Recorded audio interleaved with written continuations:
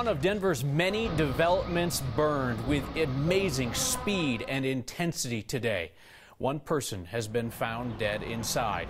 Cars melted on the street near 18th and Emerson.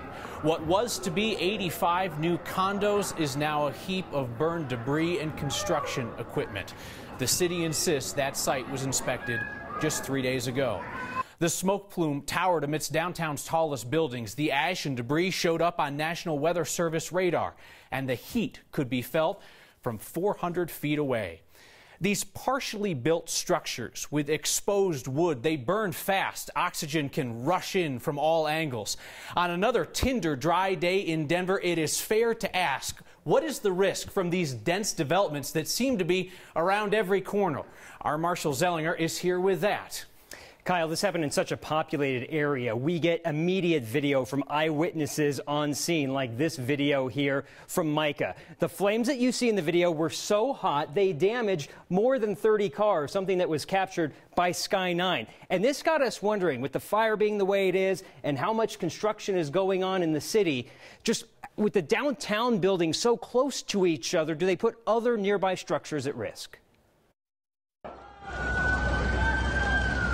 A fire in the middle of the city is going to attract a lot of eyewitnesses. This is crazy, y'all. 9 News viewers were the first on scene, sending in multiple videos of this apartment construction fire just as it took off after noon. The amount of devastation that fire created is going to limit our abilities to actively investigate, and it could be weeks before we know. Based on plans submitted with the city, this was going to be a 5-story, 85-unit apartment complex, and construction workers had to jump from higher floors to get to safety. They did phenomenal things to save the lives of their cohorts. The heat from the flames were so hot, they damaged a few fire trucks and more than 30 cars. Cars that were 300, 400 feet away suffered damage. Construction sites like this are a dime a dozen. You see them driving around Denver. Just take one look at the skyline and you can't escape the growth. It got us wondering, what if one of these projects so close to another caught fire? How do city inspectors and the fire department make sure they're contained and don't spread? To say that every property is fireproof would be unrealistic, but we go through every effort that we can to reduce the possibilities of any situation like this happening in the future. This construction site at 18th and Emerson has been visited 3 times in the last week by city inspectors. The last one was just 3 days ago. We have no reason to believe that this building was not following every proper procedure within the permitting process in the city. And that inspection 3 days ago at this site was an electrical inspection by city inspectors, Kyle. And we know that folks down at the scene were talking about the electrical work going on there today. Marshall, thank you. The state government's computer hacking nightmare is passing the 2-week mark today, and we are noticing they're a lot more reluctant to tell us what's going on. Make of that what you will. Hackers are holding CDOT's computers hostage, demanding Bitcoin. We know the state had recovered about 1/5 of them last week before hackers got around a firewall and the system was shut down again. Now the state is only saying that it's working to restore the system, and it's implemented security precautions across all state agencies. I scanned the crowd gathered on the steps of City Hall today. The people proclaiming that Mayor Hancock must resign for sexually harassing a police officer. I was specifically looking for the powerful Democrats who had condemned rogue state representative Steve Lebsock for sexual harassment. Those same political heavyweights now leaning on Senate Republicans to expel their accused harassers. I could not find them at the Hancock Must Go rally. I mean, not a one appears to have carried over their condemnation of sexual harassment to Denver's most powerful Democrat. Jeremy Hahola from our 9 Wants to Know team was there and tells us who else was. On the steps of the city and county building, a call for Hancock to step down.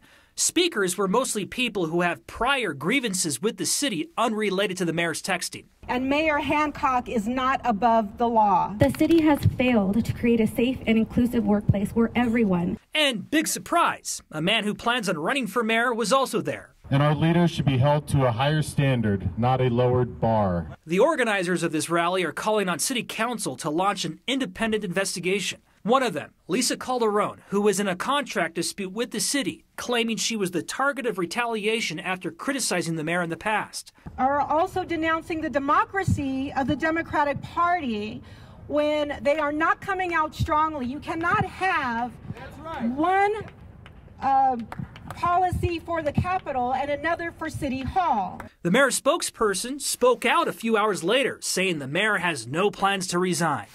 This is a group that has common critics of the administration for about 7 years now that have used this moment for political advantage, and that's just kind of disappointing. So I emailed every single city councilor today asking them if anybody would consider an investigation. Councilor Kevin Flynn was the only person to respond. He says he's kicked around this idea, but that it would require at least 7 votes from council to kick off an investigation.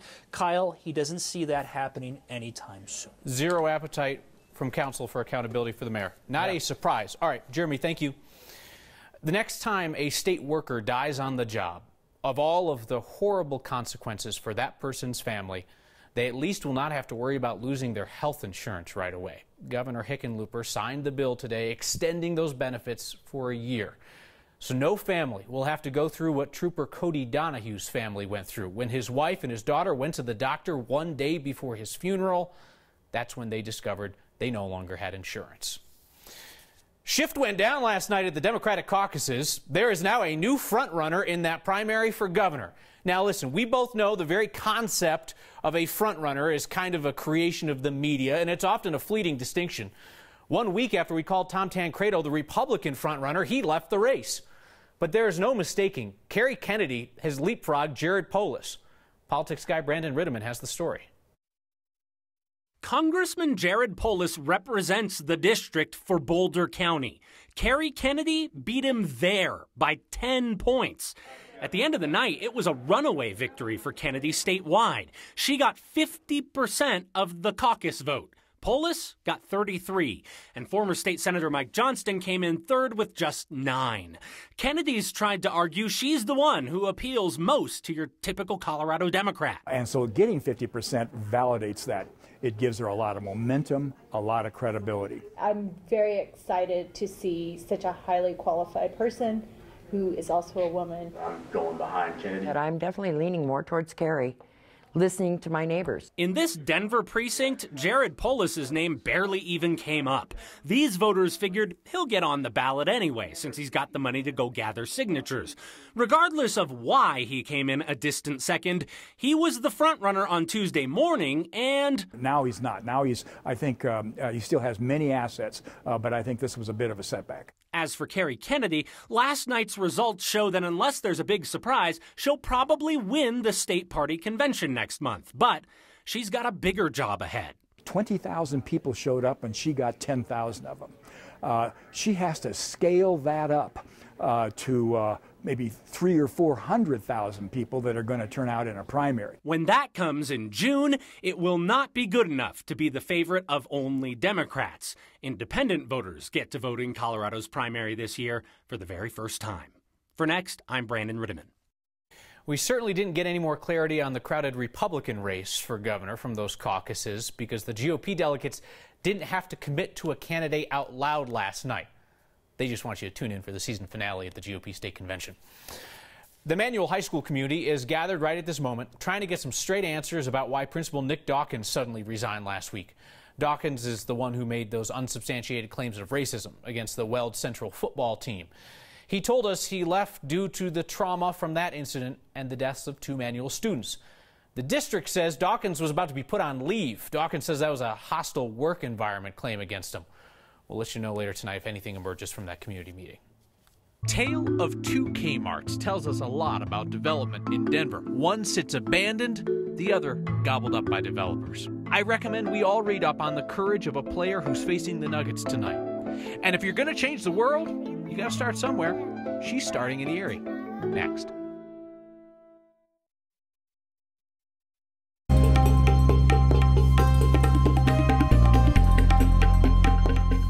Halfway halfway through the week, and what a day it was. Beautiful, warmer, less wind, temperatures in the 50s. I'm meteorologist Kathy Sabin. Still 40 outside, and our high temperature tomorrow will come close to 70 and go even warmer on Friday, ahead of a storm that will bring a little bit of wind, but maybe some beneficial moisture to the high country. High and mid-level clouds coming in ahead of a California storm that'll be here in 48 hours. We're also tracking another powerful area of low pressure, a northeaster across New England, and about 12 states affected with wind and snow and travel delays tonight. High pressure centered over Colorado will mean another beautiful day tomorrow. Fair skies, mid-20s in the city tonight. Tomorrow our high at 64, keeping in mind the average is 52. This time of year, temperatures running above average until Friday, and then daylight saving time this weekend, along with a cooling trend and a few flurries. We spring ahead. We set the clocks ahead 1 hour Sunday morning at about 2 o'clock if you're up that late. Up in the high country, a nice evening for a drive up there and no travel issues weather-wise across the city tonight, Kyle. Kathy, thanks. You know, for everything that we hear about Denver's quick-moving real estate market, there are some prominent properties that just sit and sit. Places seemingly immune from developers' desires. Steve Steger has the tale of 2 K-Marts.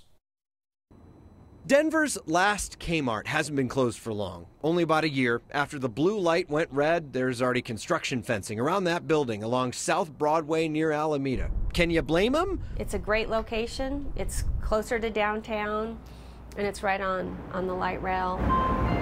What abandoned department store wouldn't be a developer's dream in this market? Think about all that land begging for a new building. What shuttered K-Mart wouldn't be a developer's dream, you ask? This one. Hopefully we'll get something there someday. This K-Mart near the corner of Evans and Monaco has been closed since 2012. And Denver City Councilwoman Kendra Black says there's no sign of any plan to change that. The property owner is in New York. They built it in the 60s. They had a 99-year lease with K-Mart. K-Mart is now Sears, and Sears is still paying the lease. So while the K-Mart further up I-25 on Broadway sees a proposal for 300+ new apartments, there's a different kind of occupancy here. There's been a lot of people camping on the property. And while the K-Mart on Broadway has a new fence surrounding it preparing for work, the one on Monaco could use a fence for a different reason. There's a lot of graffiti. People dump their trash behind it. I get calls every few weeks. Like this old plasma TV. If someone was trying to return it to K-Mart, they came way too late. The lack of development here is not for lack of trying. Councilwoman Black made an in-person plea to the owner. They feel like the property is fine. They don't have a problem with it sitting there vacant because they continue to be paid and they aren't part of this community, so they don't care that it's not adding any community benefit. So continues the tale of K-Marts 2, one with signs of life, the other begging for something new. For Next, I'm Steve Steger. Tried to reach the owner of that property in Sears, never heard back. Councilwoman Black says she knows that some potential tenants are trying to contact Sears to take over the lease. She says that since it's built over a drainage ditch, the place isn't worth as much as the owner thinks. May I make a recommendation? Point you towards something that is not our work, but is certainly worth your time. When the Nuggets play Cleveland tonight, Kevin Love is likely to make an impact on the court for the Cavaliers. He's made an exceptional impact off it this week. His essay on mental health is titled, "Everyone is Going Through Something." Love reveals that he had a panic attack during a game in November. It led him to seek therapy that he says has helped him to stop suffering silently. He says he went public to help men and boys who may be in the same position with mental health, fighting the stigma that surrounds people even who aren't professional athletes. He wants folks to know it's okay if you are having a hard time, and even more okay to talk about it. Great read. There's a link on the Next Facebook page. Check out that art. No, you can check out that art and display it in your house like you own it. And if you see the most Colorado thing we saw today, pull over, let them pass. Next.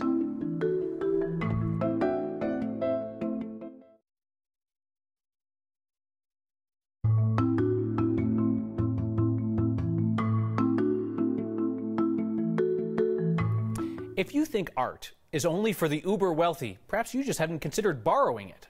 Our Mike Grady took his camera to Denver's Museum of Contemporary Art.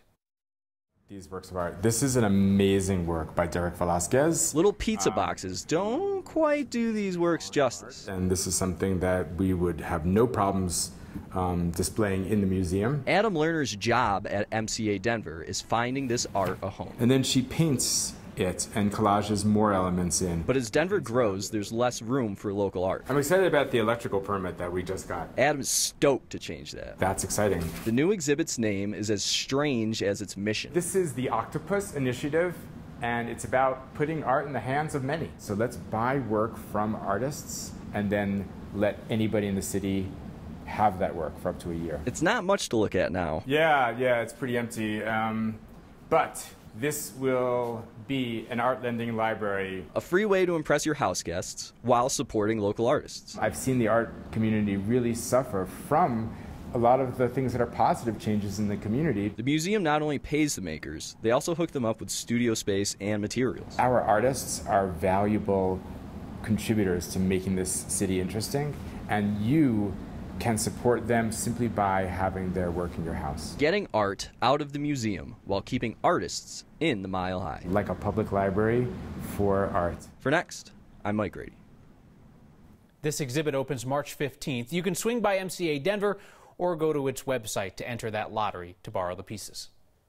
Our next question comes from a viewer named Can't Be Alone. My middle initial is a J. I went to the DMV to get a Colorado license. Despite providing my American passport, out-of-state license, W-2, and bills, all with my name, the DMV told me I needed initial information to prove my identity and my citizenship status because of my middle name. What gives? So this looks like a twofold issue, one that impacts everyone, and a second that is more specific to Kat's situation. The Department of Revenue, which runs the DMV, told us that the Federal Real ID Act requires them to verify a full name, including a middle name, and for that they want to see a birth certificate. This is where it gets personal. Kat tells us that she doesn't have a birth certificate because she was born in a third world country, so now she has to go through a secondary step called exception processing before she can get her ID.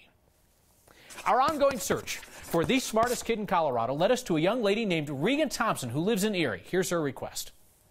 Hi, my name is Regan, and me and my family are going to help the environment tomorrow because I heard there's a lot of littering going on. So meet us at the Rock Park in Vista Ridge if you want to help the environment with us.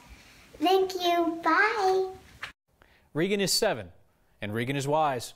Her mom says she asked why the sky is blue the other day. Common childhood question. But this then morphed into a discussion about pollution. Regan got pretty upset about the fact that people litter, don't pick up their trash, so she said, well, let's go clean up the neighborhood. She meant like right that second.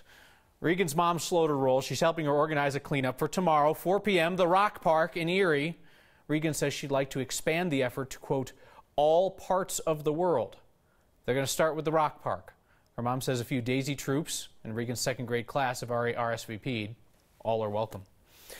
The most Colorado thing we saw today is a very visible sign of pride. And your feedback next.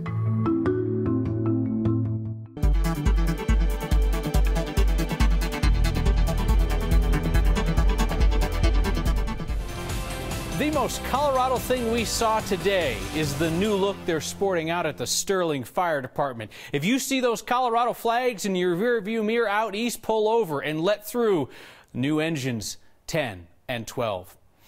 Fire recruits from 4 different departments, West Metro, Littleton, Castle Rock, and Tri-Lakes Monument, have special significance behind their academy flag. They're honoring the 3 fallen deputies killed in the line of duty in Colorado since New Year's Eve. Red line on that flag is for fire service. The blue line, law enforcement. They wanted to honor all those who respond at their side when someone needs help. Strength through unity is their motto. We finished tonight with your feedback, and Mike Templeman writes in, I am no fan of any Democrat, but I think we need to let Mayor Hancock be. Now really, how many of you have made a mistake at work and been told to step down from your job?